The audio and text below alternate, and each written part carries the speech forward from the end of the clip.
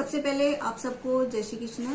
आज आपके सामने जो केस स्टडी रखी जा रही है वो है एक बच्चे से रिलेटेड। ये जिस बच्चे की कुंडली के बारे में आपसे डिस्कस किया जा रहा है उस बच्चे को प्रॉब्लम है, अभी भी प्रॉब्लम है। उस बच्चे को बोलने में दिक्कत होती है, सबसे मेन प्रॉब्लम उसकी। और भी प्रॉब्लम्स है, सबसे मेन प्रॉब्लम क्या है, उसे बोलने में दिक्कत होती है।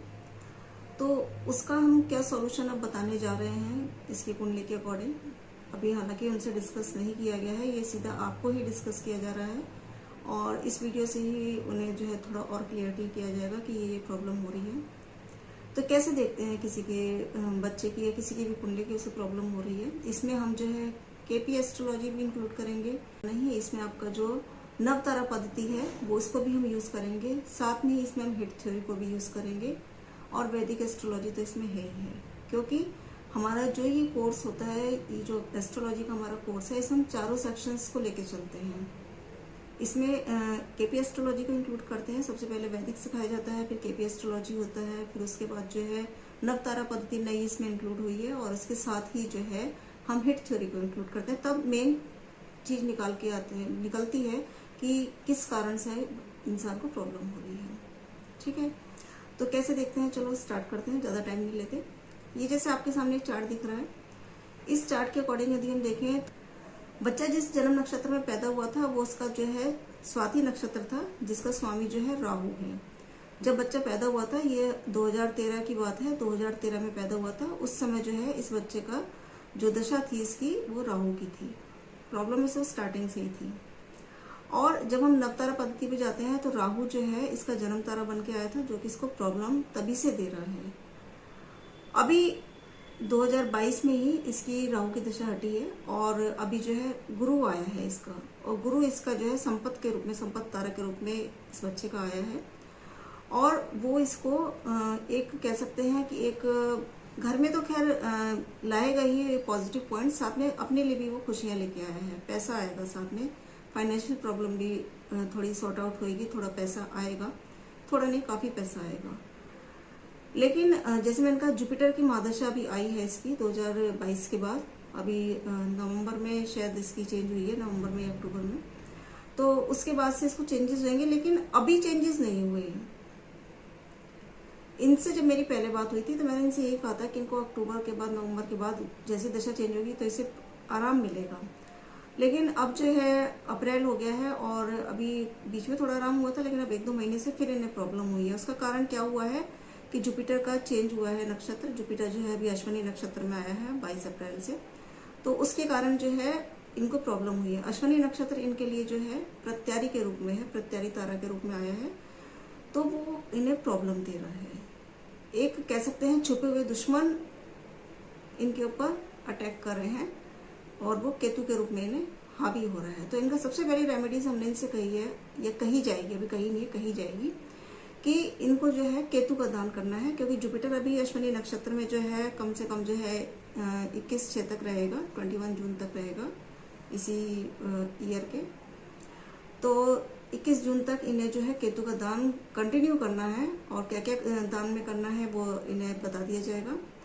उससे क्या होगा कि जुपिटर जो है, हालांकि इनके पॉजिटिव रूप में है, इस बच्चे की कुंडली में इसको जुपिटर पॉजिटिव रिजल्ट देगा। लेकिन अभी जो है, क्योंकि जुपिटर का मैंने कहा कि अभी जो जुपिटर का गोचर जो है वो इस समय किसमें है, आपका अश्विनी नक्षत्र में है, वो केतु के रूप में इन्हें परेशानी दे रहा है। इसको प्रत्यारी के रूप में इसको परेशानी दे रहा है, प्रत्यारी नवतारा बन के आ रहा है वो इस बच्चे के लिए, तो वो थोड़ी परेशानी देगा। तो उसके लिए इन्हें केतु का दान करना होगा और 21/6 तक जो है थोड़ा पेशेंस रखना होगा।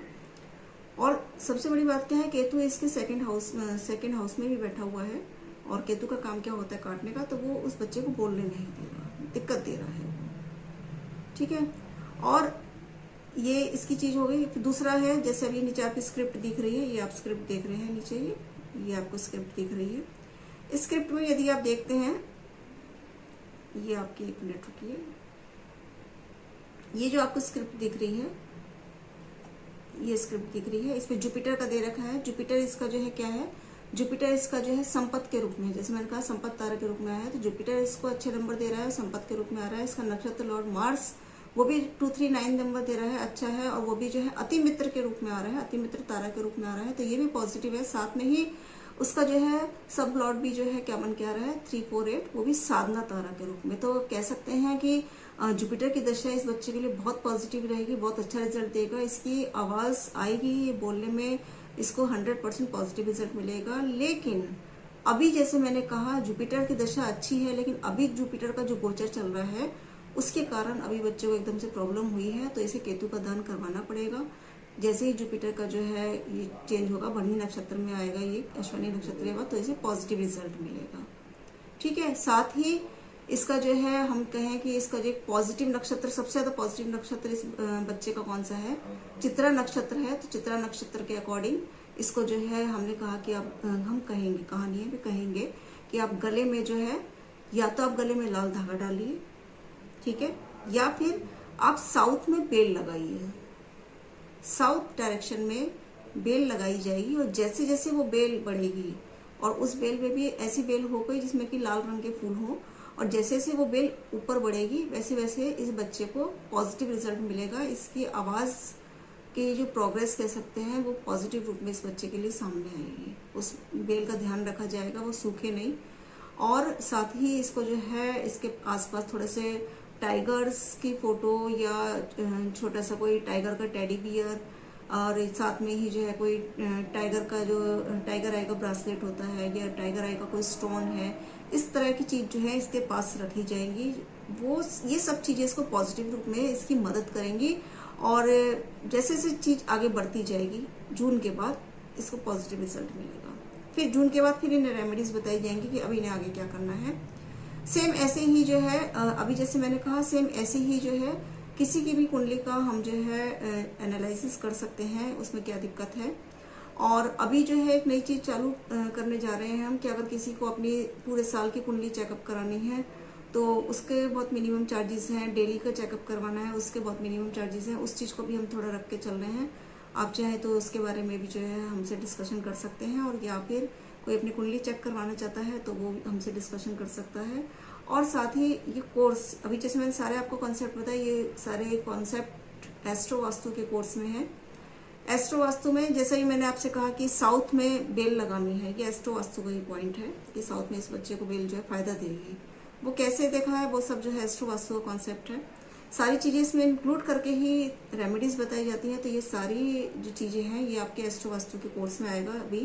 अभी क्या है, मई चल रहा है, तो मई के लास्ट में शायद ये बैच स्टार्ट होगा। मई अभी आया नहीं है, मई आने वाला है। मई के लास्ट में या मई के मिडिल में ये बैच स्टार्ट होगा, जिसमें astro vastu, KP astrology, hit theory और नवतारा पद्धति ये सारे इंक्लूड होंगे उसी बैच में। ऐसा नहीं है कि अलग अलग बैच बना दी जाए, क्योंकि अलग अलग बैच बनाने का कोई इशू नहीं होता।